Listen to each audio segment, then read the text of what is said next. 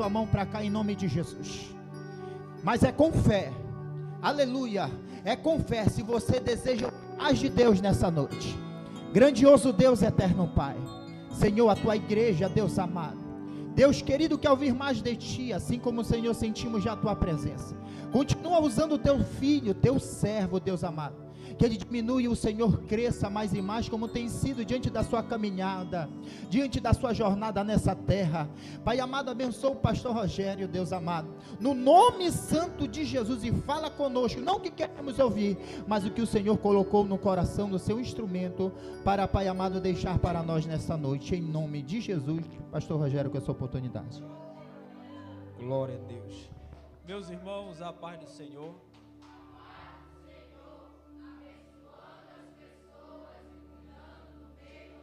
Quem está feliz nessa noite, diga glória a Deus.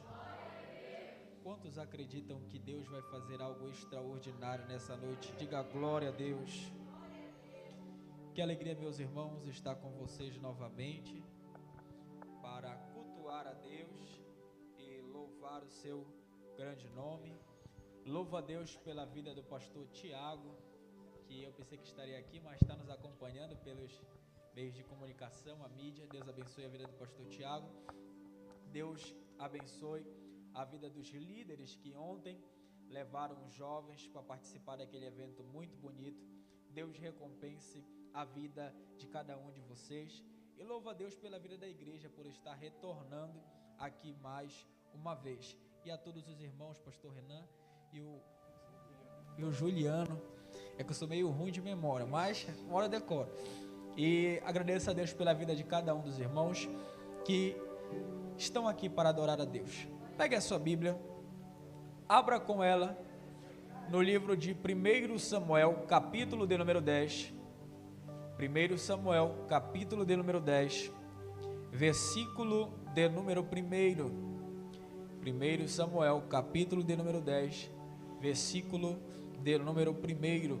Enquanto nossos irmãos estão procurando, quero também louvar a Deus, porque este ano o Senhor nos deu a oportunidade de escrever o nosso livro. Deus nos abençoou. São 4 anos de estudo. Teve a nossa formação, nosso mestrado, bacharel. Estudamos juntos com o doutor Alderi em algumas especializações e Deus nos abençoou. E está aqui na nossa mão o nosso livro que Deus nos abençoou esse ano. E quero trazer à igreja, pastor, qual é o valor? É R$30, meus irmãos. R$30, você vai aprender mais da palavra de Deus.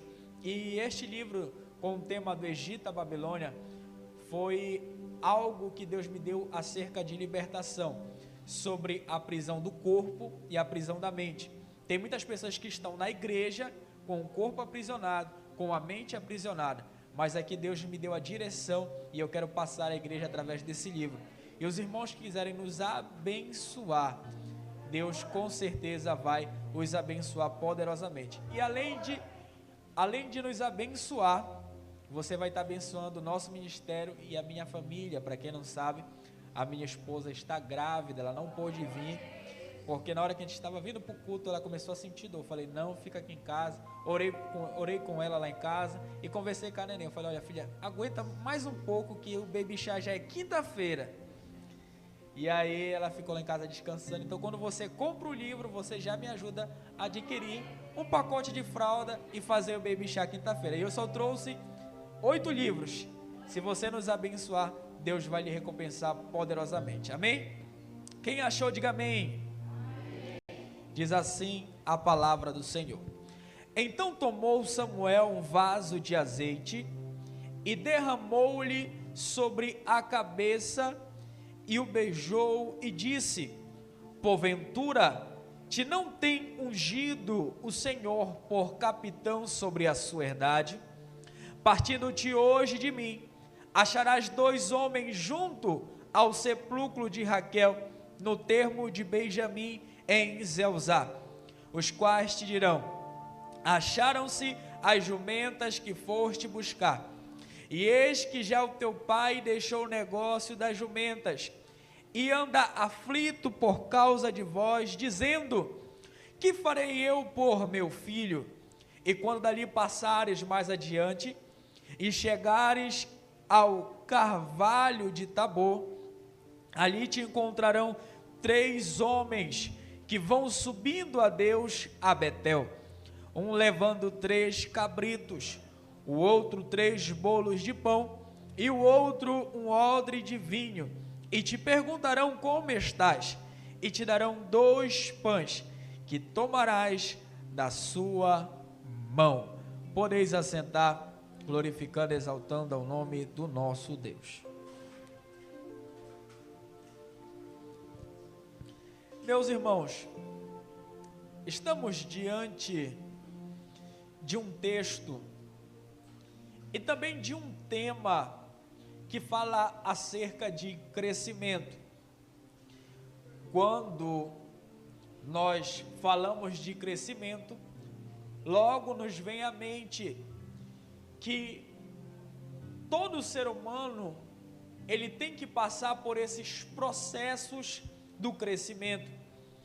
Existe o crescimento físico, existe o crescimento emocional, existe o crescimento intelectual, o espiritual e o profissional, que faz parte da vida do ser humano.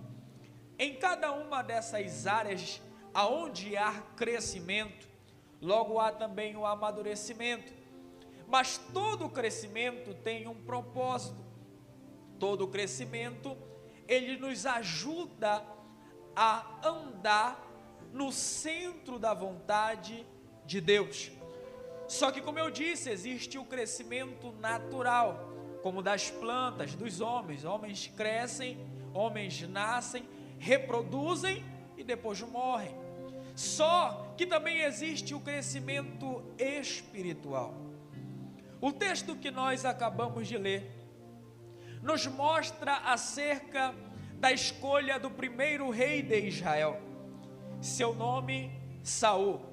No capítulo de número 9, nós podemos notar que Saul estava na sua casa, Saul estava no seu conforto familiar, e de repente as jumentas do seu pai se perdem, e Saul, como um bom caçador da tribo de Benjamim, ele vai atrás dessas jumentas, passa 3 dias procurando essas jumentas, mas não encontra elas, e a história nos conta que ele pensa em voltar, só que Saul está com seu servo, e o seu servo diz para ele: olha, aqui na terra de Zuf, existe um homem, e existe um homem que ele é homem de Deus, que o seu nome é Samuel, ele é vidente, ele é profeta, ele vai nos dar a direção para nós encontrarmos as jumentas que foram perdidas.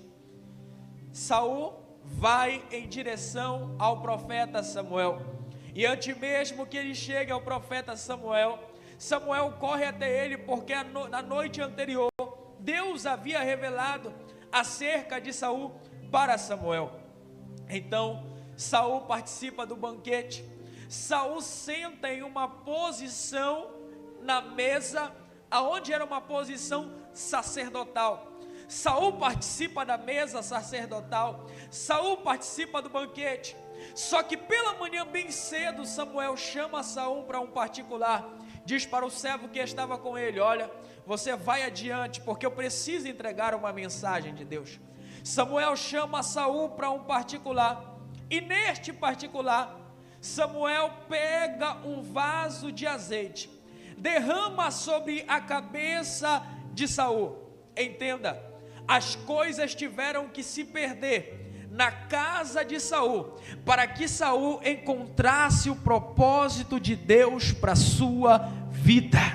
Eu não sei o que se perdeu na tua vida, eu não sei o que se perdeu durante essa semana que você passou, mas uma coisa eu tenho para te dizer: nada foge do propósito de Deus para a tua vida. Talvez você perdeu amizades, relacionamentos, empregos, mas a vontade de Deus permanece sobre a sua vida. Saul, ele é ungido. Então repare comigo que na vida espiritual a primeira coisa que acontece para um crescimento espiritual é a unção.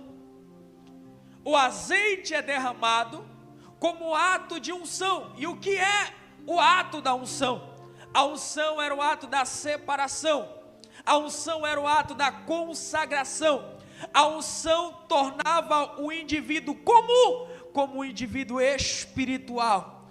A unção separa Saul. Por mais que Saul seja guerreiro, Saul foi separado para um processo espiritual. Observe comigo que a unção que é derramada sobre a vida de Saul estava num vaso de azeite, estava no recipiente de barro, estava em algo que facilmente, que se caísse ao chão, quebraria, estava em algo que facilmente quebraria em algum descuido, em algum momento em que o profeta ou o sacerdote não estivesse colocado em um certo cuidado. Mas este vaso de barro, esse recipiente, a qual ele é maleável, a qual ele é muito melindroso, porque tem que ter todo o cuidado. Dentro dele existia um azeite poderoso. O recipiente era frágil, o recipiente era menosprezado, o recipiente era pequeno, mas dentro do recipiente existia algo especial. Era o azeite do Espírito Santo. Observe comigo, porque quando Samuel vai ungir a Saul, ele pega um vaso de barro, simbolizando o quê? A vida humana. Muitas das vezes as pessoas olham para nós dizendo: é apenas um recipiente de barro, é alguém pequeno, é alguém que não fala direito, é alguém que não tem uma boa aparência, é alguém que não tem um estudo adequado. Mas Deus está dizendo: pode ser pequeno para o homem, mas dentro desse recipiente existe a unção do Espírito Santo. Levante a mão, porque eu quero profetizar. Nessa noite Deus trouxe pessoas a essa igreja que são até pequenas diante do homem, mas dentro de si existe um azeite que dá crescimento na igreja. Oh, aleluia! E aonde nasce a unção? A unção, ela nasce antes mesmo de nós nascermos. Jeremias, ele começa a questionar, a dizer que não sabia falar. E Deus responde para Jeremias: Jeremias, antes que tu fosse formado, eu te ungi, te santifiquei, e às nações te dei por profetas. Então a unção não me torna melhor, a unção me capacita para o propósito que foi determinado por Deus. A unção, ela me dá autoridade para entregar a mensagem que Deus permitiu. A unção, ela não vem para levantar o ego humano. A unção, ela vem para revelar a graça de Deus aos homens. A unção não é mérito do homem, mas a unção é a graça de Deus que se manifesta sobre as nossas vidas. A unção é aquilo que despedaça o jugo de Satanás. A unção é aquilo que destrava a vida do cristão. A unção é aquilo que pega a semente que foi lançada sobre a terra e dá o crescimento.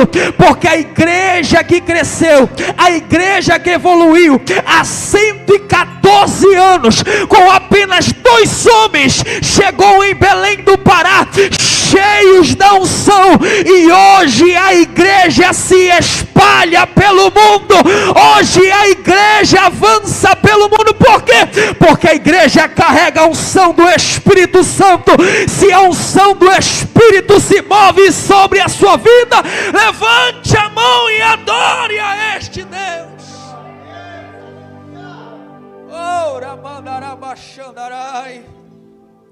Aonde nasce a unção? Na intimidade.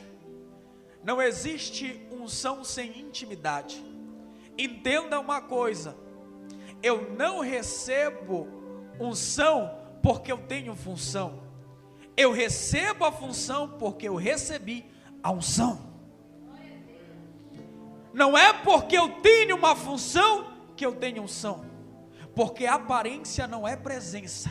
Tem pessoas que têm função e são de aparência, carregam máscara. Mas tem pessoas que não têm função, não sabem nem falar direito, mas são cheias do Espírito Santo sobre a sua vida.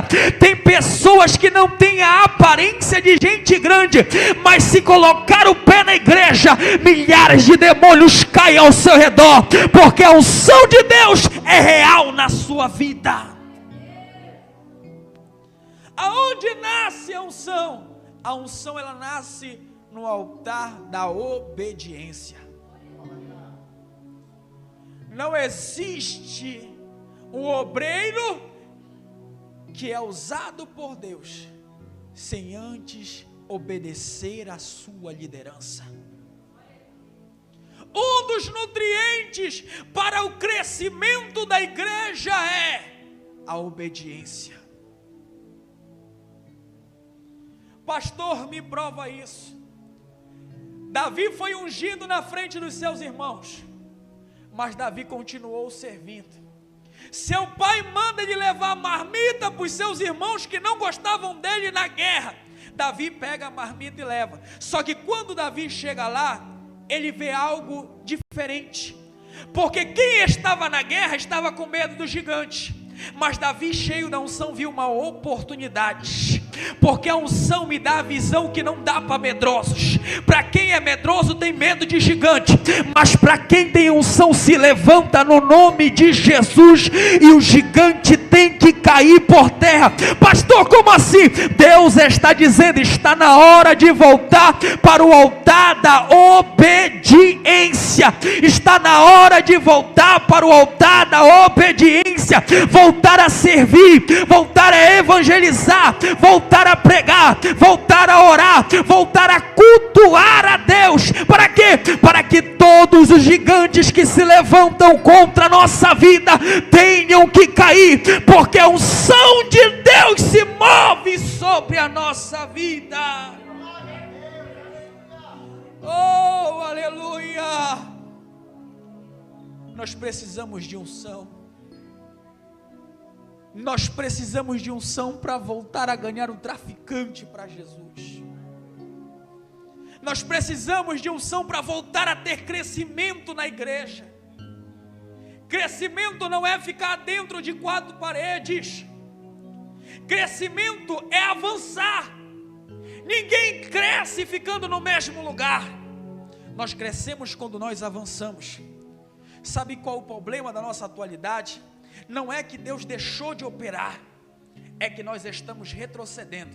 Em vez de ir para frente, nós estamos voltando ao estado de semente. As portas do inferno estão avançando. Você vai nas praças, está lá estampado o inimigo com a sua vontade. Mas chegou a noite de Deus abrir a visão da igreja e dizer: está na hora de voltar o crescimento.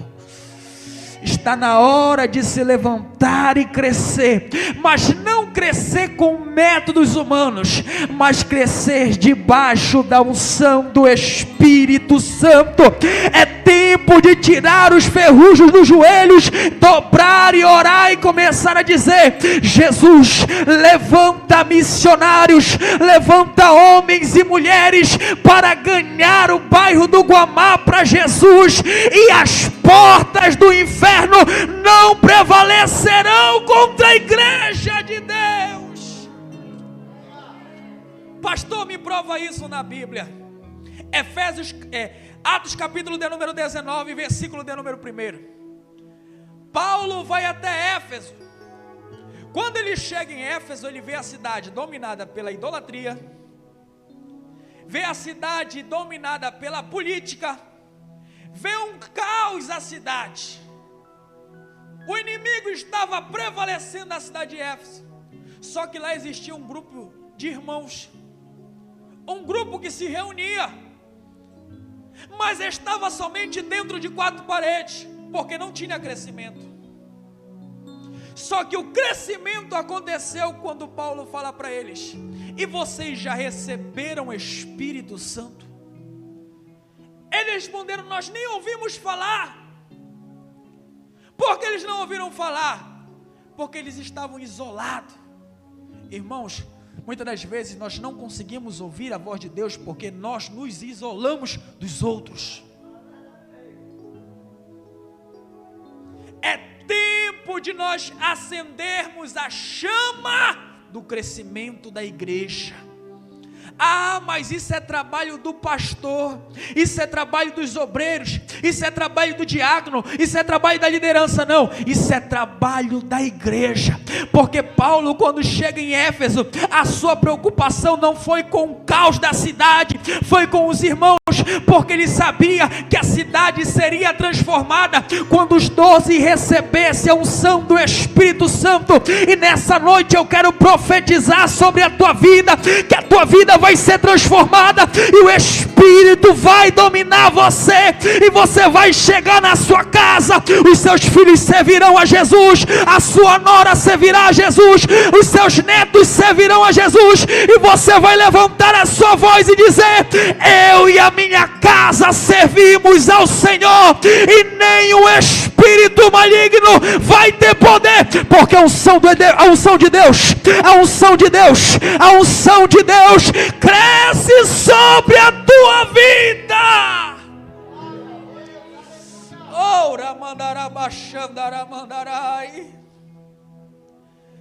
Saul recebe a unção, só que a unção, ela não me leva para a exaltação, a unção ela me leva para a humilhação, porque ser santificado, ser santo, quer dizer separado, ou seja, eu já não compactuo com aquilo que é imundo, com aquilo que é profano, eu ando na linha que eu sou separado. Sabe qual é o problema da nossa geração? É que muitas das vezes nós somos crentes dentro da igreja, mas negociamos os nossos valores na faculdade. Nós somos crentes no banco da igreja, mas o resto da semana nós não servimos a Deus na beleza da sua santidade. No livro de Salmos 24 chega a dizer: quem entrará no monte santo do Senhor? Como assim, pastor? Nós falamos de arrebatamento, nós falamos da volta de Cristo, mas nós esquecemos que quem vai entrar no monte santo do Senhor é aquele que é limpo de mão, puro de coração, que não entrega a sua alma à vaidade, nem jura enganosamente. A igreja que Jesus vem arrebatar não é uma igreja que retrocede, não é uma igreja contaminada, não é uma igreja profana, mas é uma igreja que cresce em santidade, em adoração, na beleza de Deus na sua vida.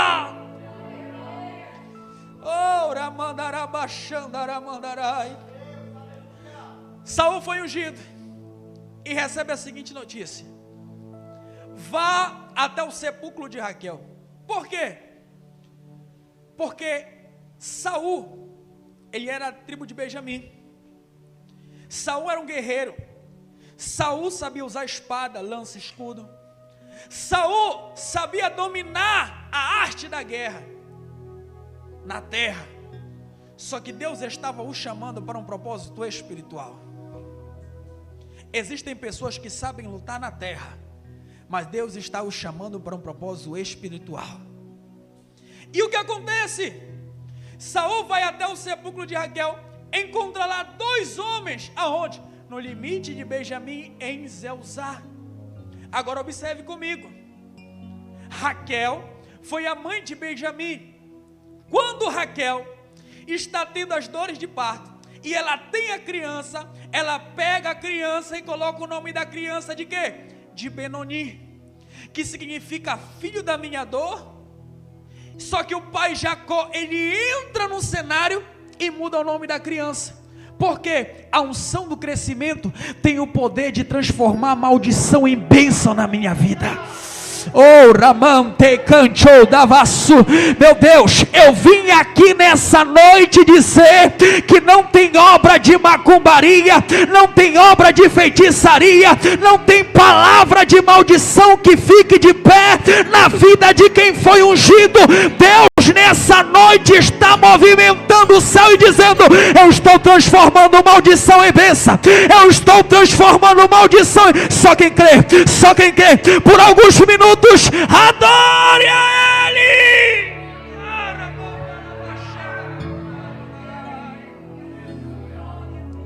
Oh, Ramão de Canchão na vassoura mandarabaxandarai. Saul vai até o sepulcro de Raquel. Por que, profeta? Porque ninguém pode assumir aquilo que Deus projetou sem antes nascer de novo. Você vai ser rei, você vai carregar a responsabilidade do céu, mas para isso você tem que nascer de novo. Meus irmãos, enquanto nós não nascermos de novo, o propósito de Deus não pode se cumprir na nossa vida. Enquanto nós não largarmos as velhas práticas, abandonarmos as velhas coisas, o propósito de Deus não pode se cumprir na nossa vida. Não adianta fazer cara feia, não adianta chutar banco, não adianta olhar para o lado. Enquanto não nascer de novo, não tem como o processo de Deus se concluir na nossa vida. Deus está dizendo: eu quero te levantar como pregador, como cantor, como cantora, como missionário, como evangelista, como pastor, mas para isso tem que nascer de novo, tem que abandonar as velhas práticas, porque sem o novo nascimento não tem a unção de Deus sobre a nossa vida. Ora mandarabaxandarai. Porque quem nasce de novo não anda segundo as vontades da carne, passa a andar no Espírito. Portanto, os que andam na carne não podem agradar a Deus. Aqui vai algo muito forte. O frustrado, pelo fato de andar na carne, ele culpa os homens pelo que está acontecendo na sua vida. Mas quem anda no Espírito entende que o momento que ele está passando de pressão, o momento que ele está passando de perseguição, é para que a glória de Deus se revele sobre a sua vida. Saul passa pelo sepulcro de Raquel. Saul vive este processo, recebe a resposta e vai até o carvalho do Tabor. No carvalho do Tabor, lá ele encontra 3 homens. Mas observe comigo, o carvalho era uma árvore que ela tinha um tronco muito grande. Ela tem um tronco muito grande.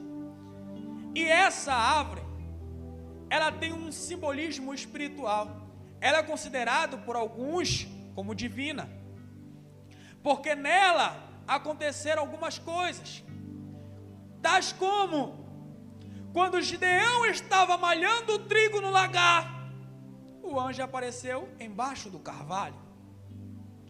Só que o carvalho também, pelo fato de ser conhecido pelos guerreiros, essa árvore dentro de si, ela tinha uma pasta, que quando os homens voltavam da guerra com grandes ferimentos, eles iam para debaixo dessa árvore, feriam a árvore até ela soltar aquela pasta. Quando ela soltava aquela pasta, ele pegava aquela pasta, passava sobre as suas feridas, e dentro de pouco tempo a ferida curava e não infeccionava. Então os homens que vinham da guerra, os homens que estavam cansados, antes de voltar para casa, passavam no carvalho. Pastor, onde está isso? Está na Bíblia. Não vou muito me aprofundar, porque eu quero que você entenda. Eles iam para debaixo do carvalho. Lá no carvalho, eles ficavam passando aquela pasta que curava. Pastor, o que o senhor quer dizer com isso? que muitas das vezes, meus irmãos, Deus vai te usar com uma palavra, para um amigo, para uma amiga, na fila de um banco, na rodoviária, no hospital, nos correios, aonde você for, Deus vai te usar com uma palavra.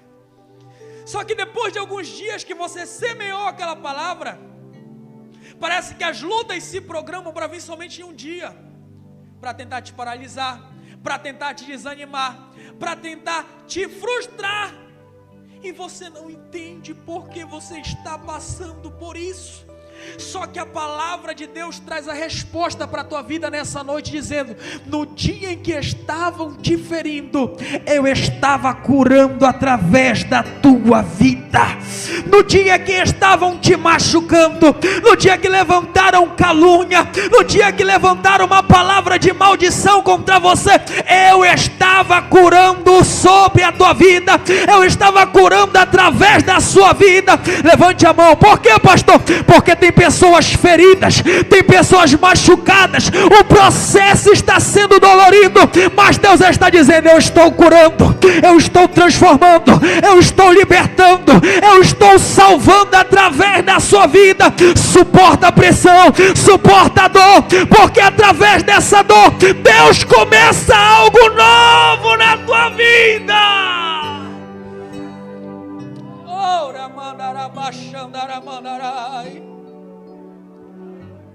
O carvalho era considerado uma árvore divina, porque lá acontecia a teofania, que era a manifestação de Deus. Só que observe comigo, Gideão estava malhando trigo no lagar. Lagar não era lugar de malhar o trigo, lagar era lugar do vinho. Só que Gideão está escondido, fazendo um trabalho para manter aqueles que o cercavam. Só que Gideão está trabalhando, mas não está vendo o anjo. Só que o anjo que está debaixo do carvalho, que é a teofania do próprio Deus, está vendo Gideão.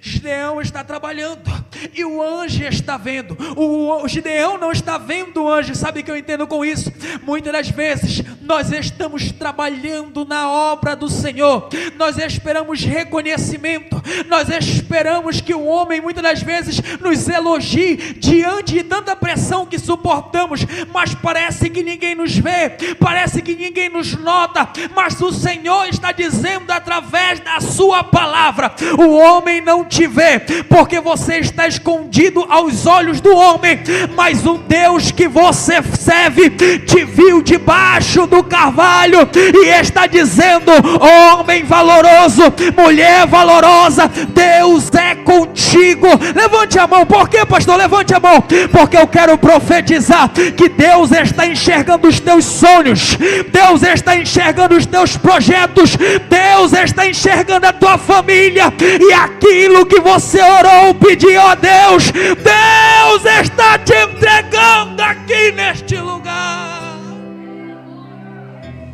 Ora mandarabachandarai. Saul, vá para o carvalho.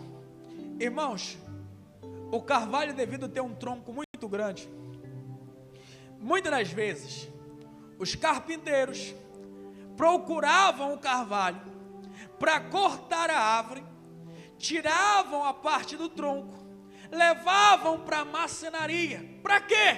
Para fazer um móvel para casa, para fazer uma cama, para fazer um sofá, para fazer uma mesa. Então aquela árvore era cortada naquele ambiente para ser levada para outro. Se eu fosse você, já tinha dado glória a Deus.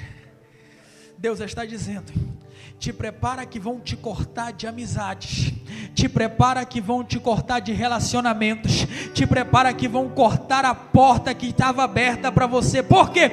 Porque Deus está te tirando de um ambiente para você servir em outro melhor. Deus está te tirando deste ambiente para servir em outro melhor, porque o que Deus tem para você é melhor do que você está imaginando. Talvez você fez planos, projetos e objetivos e nada deu certo. É Deus dizendo: eu estou trabalhando na tua vida, eu estou tirando a imperfeição, eu estou tirando aquilo que não presta, eu estou tirando os nódulos da tua vida, eu estou tirando os nós que não deixam eu fazer o trabalho perfeito na tua vida. Levante a mão, porque o Espírito Santo de Deus está aqui nessa noite para tirar toda a imperfeição que estava sobre a tua vida, para tirar toda a imperfeição do teu ministério e para te dizer: os homens te cortaram da visibilidade, mas você vai continuar servindo na minha casa, você vai continuar servindo na minha casa. Só quem crê, levante a mão e adore. Fique de pé. Oh, glória.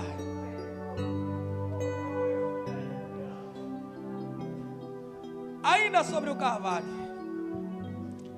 depois que a árvore era cortada, e detalhe, a árvore ficava numa região de vale. Por quê, pastor? Porque essa árvore, ela estava cercada em um ambiente que não era propício. A árvore era boa, o ambiente não era bom. Só que ela foi cortada de lá para ser feita como móvel. E nós sabemos que o nosso Jesus, ele é o carpinteiro. É ele que tira a imperfeição da nossa vida.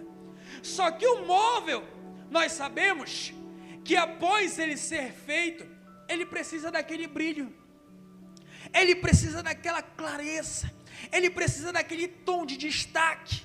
E naquela época não existia o verniz que nós temos hoje. Naquela época era o azeite. Enquanto o móvel não pegava brilho, o carpinteiro não parava de passar azeite. Enquanto o móvel não pegava brilho, o carpinteiro não parava de passar azeite. Oh, Ramante Cancho Manaia Sébia. Fecha os olhos agora que eu quero orar com você, porque o carpinteiro Jesus está aqui nessa noite e vai passar azeite na tua vida, vai trazer o brilho que foi perdido, vai trazer salvação para a tua casa, vai trazer crescimento para a tua vida. Se prepare, o ano está acabando, mas não vai finalizar sem antes o teu inimigo ver o brilho de Deus sobre a tua vida. Só quem crê começa a adorar, só quem crê começa a adorar, só quem crê começa a glorificar a este Deus. Isso, vai orando.